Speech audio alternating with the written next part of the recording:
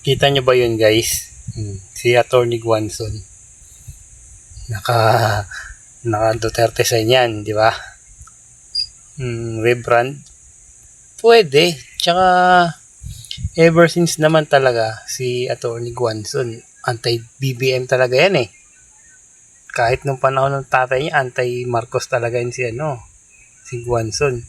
So, nung time ni PRD ni President Duterte, naging rin si Guanzon, no? Naging anti-Duterte kasi nga, di ba may mga policy si President Digong na siguro against din sa mga polisiya ni Attorney Guanzon. Pero it doesn't mean na porque against ka dun sa against ka na forever. Ay, nakita ni Attorney Guanzon kasi kung paano yung dedikasyon ni BP Sara, ng mga Duterte, align na kung paano talaga magpatakbo ng pamahalaan si BP, yung sinseridad sa serbisyo kasi yan nakita ni Attorney Guanzon dun. So, if ever na mag-shift siya ng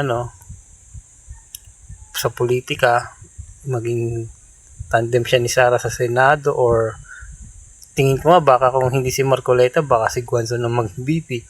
So, okay lang kasi sa politika naman, di ba, hindi naman forever kayo eh. Nangyari na lang, example na lang kay Marcos at kay Duterte, di ba? Alam naman natin lahat kung paano binitbit ng Duterte ang Marcos. Itatanggi naman Marcos loyalist yan, sigurado yan. Pero alam lahat ng Pinoy kung paano binitbit ng Duterte si Marcos. Di ba? Si Attorney Guanzon, makaleni talaga yan nung 2016-2022, di ba? Na makaleni talaga siya. Kasi nga si Mayor Lenny, kilala naman natin na malinis na tao yan. Alam naman natin lahat yun. Kaya lang kasi si Madam Lenny, mahina siya pagdating sa political will. Yun ang kulang kay Madam Lenny, na kaya siyang diktahan ng kanyang mga kaalyado, na papaligiran siya ng mga crooks. So, same lang din yan kay Marcos yun, di ba? Si Madam Lenny sana, kung nakitaan siya ng tapang, yun talagang, alam mo yun, yung Pilipino talagang inuuna. Kapakanan ng bayan at hindi ng mga ilang tao sa paligid. Tapos may pangil siya na magpatupad ng batas. For sure, baka mananalo din si Lenny nung sa election, di ba? Pero hindi eh. BP Sara talaga eh.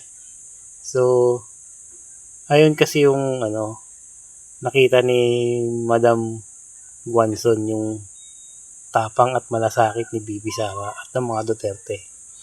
So, siguro kung tatakbo siyang senador, nakikita ko naman kay Attorney Guanzon na hindi naman siya basta oo lang siya ng oo kung sakaling manalong presidente nga si BP Sara.